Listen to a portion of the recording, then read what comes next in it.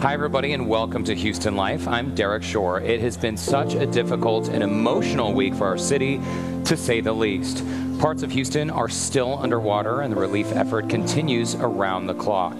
And you know, a huge part of that effort is by the American Red Cross. For more than 100 years, they've been there when tragedy strikes, providing food, shelter, comfort, and safety. This week, KPRC teamed up with the Red Cross to raise money for victims of Hurricane Harvey's floodwaters. And in just 2 days, with the help of our viewers and several corporations, we raised $4.3 million. And then Walmart stepped in and dropped off a $10 million check. That's more than $14 million going to the Red Cross to help provide food, shelter, comfort, and safety to our fellow Houstonians.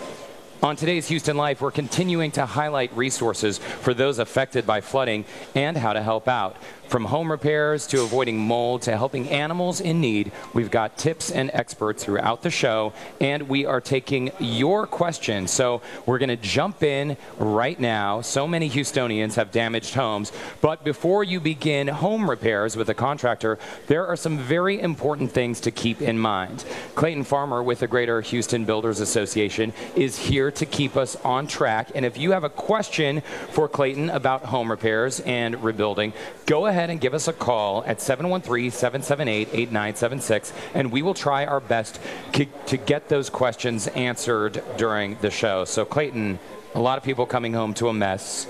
Yeah, whether it's an inch of water, I mean, that's so damaging, even just an inch, or a foot of water. Where should people begin? Well, you know, the first thing they need to do is they need to start by getting the house dry, okay, getting all the water out.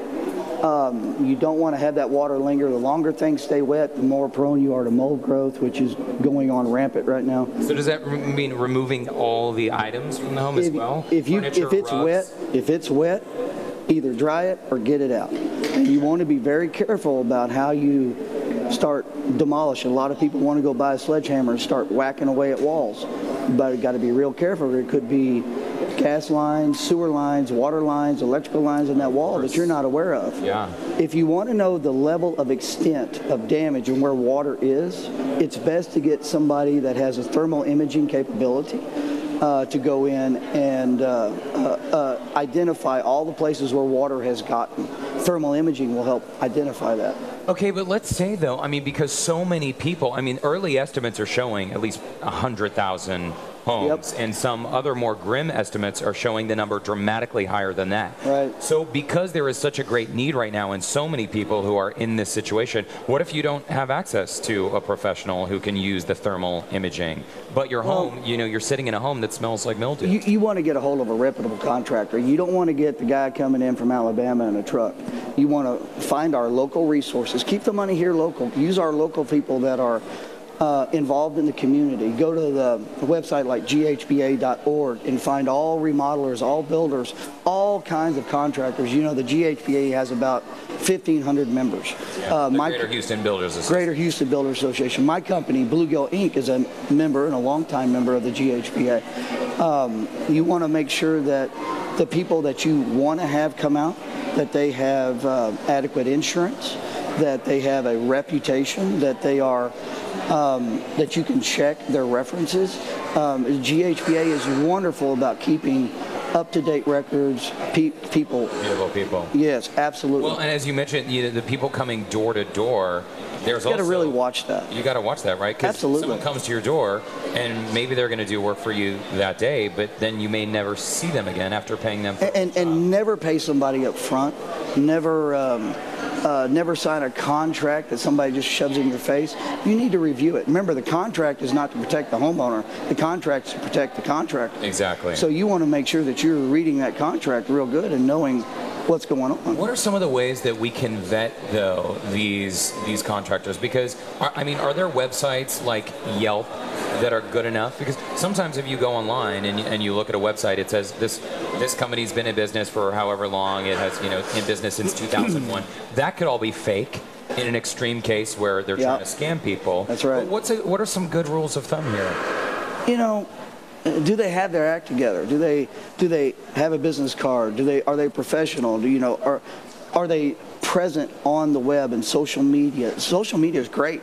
LinkedIn, Facebook, obviously the GHBA websites, TACA, you know, for anybody that needs air conditioning or has concerns about their air conditioning, it's real important to get that stuff back on. You can go to TACA, which is Texas Air Conditioning Contractors Association.org.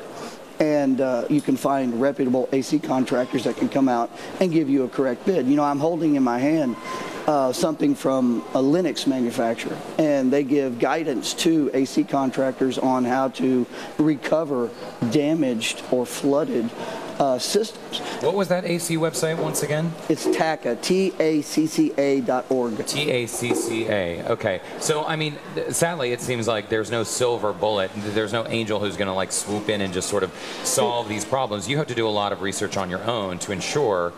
People are scared right now in Houston. They're scared. Their house is a wreck. Yeah. You know, some people can't even get back to their house right now, so they're scared. They want to find any helping hand they got, but they got to watch out that that hand doesn't bite them.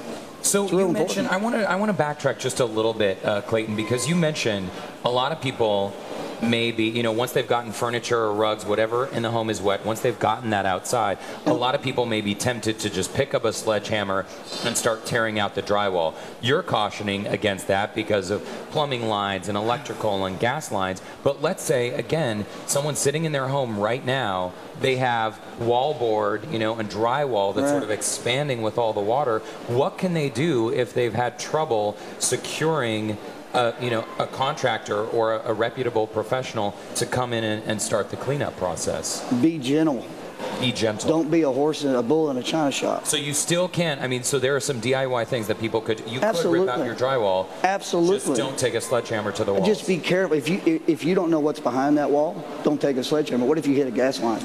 Yeah, exactly. Big problem. But people should, if they can, remove their own drywall. Absolutely. Because we don't want mold growing in those walls. Absolutely. You got to get the house dry to avoid more damage. And you got to make sure that when you do repair things using a reputable contractor, it's a very good advice to get somebody who has mold clearance testing, where you can get in there and test the house to make sure no more mold growth is present before you start moving stuff back in. Okay, so sorry to dwell on this drywall question, because I just want to be sure that viewers at home understand exactly how to proceed. So if you're not using a sledgehammer, but you're removing drywall, what's the best way to do it? Get a drywall saw. But what if you don't have a drywall saw? Go to Home Depot, get one. They're about $3. Okay. What if you can't get a hold of a contractor, though? I mean, is it some of these DIY things, it is okay to sort of proceed, right? And I believe Tiffany on the phone has a question about exactly that. Tiffany, if you can hear us, ask your question, please. For taking my call. I'm living out in the Woodlands area, and my home was fortunately not affected by the floods, but we've been going out to different homes and helping them clear out their damaged and wet areas. So my question is, with the high demand of people who are going to be needing contractors to come and do this work, it was recommended to wait for them to come and assess what is wet, assess the damage, and to help remove items and drywall from the home. But how long could we even wait, or anyone wait, to have someone come in before the homeowners should just take initiative and do it themselves? And if they need to go ahead and do that, what are your tips for people doing it on their own or with volunteers? Yeah, that's a great question. I mean, how long should we be waiting for the professionals? The important thing is start to get the house dry. If your AC is not working, the primary purpose of an AC is dehumidification. The byproduct is cold air, but if your AC is not working to dehumidify the house, you got to start removing some of that equipment. You can get carpet, you can get woods, cabinets, all those things can be done, but you got to be mindful of what's behind the walls. You can't, I would not advise someone to go and just start whacking away at stuff, because what you'll end up happening is you'll cause another problem. What if you hit a sewer line? What if you hit something else? Just get a drywall saw and be very careful about how you remediate when you don't know what's behind the wall. Okay. So if you were to get like a thermal imaging, they can actually help you identify some of those things and tell you where you can safely go and where you can't. Now, getting a hold of one of those people, and everybody's slammed right now, it's a little bit hard, but I wouldn't just sit around on your wet couch waiting for stuff to happen. You can start working on things But you do want to get a contractor out there that can help advise you as best they can and start moving down that road toward getting that house dry. Okay. I just want to caution people. I've seen it before where you tear into a wall and you cause more damage, or you hit a gas line, then you got to get out. It's just you just got to be smart about how you do it. Gotcha. So first priority is to get the walls dry, get the house dry, get all the wet items outside. If your drywall is wet, gently remove it on your own. If you don't have a professional yet, don't just sit around and wait for mold to grow. And that includes insulation too, Derek. Pull out insulation as well. Absolutely. Excellent point, my friend. Okay, Clayton, hang out there. Sure. Folks, Clayton is going to stick around to answer more of your questions. So again, if you do have a question about contractors repairing your home after a flood, the number to call, 713-778-8976. We'll be right back.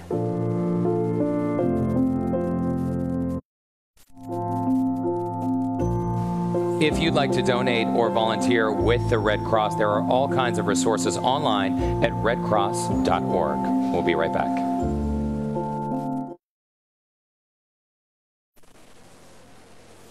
We are back with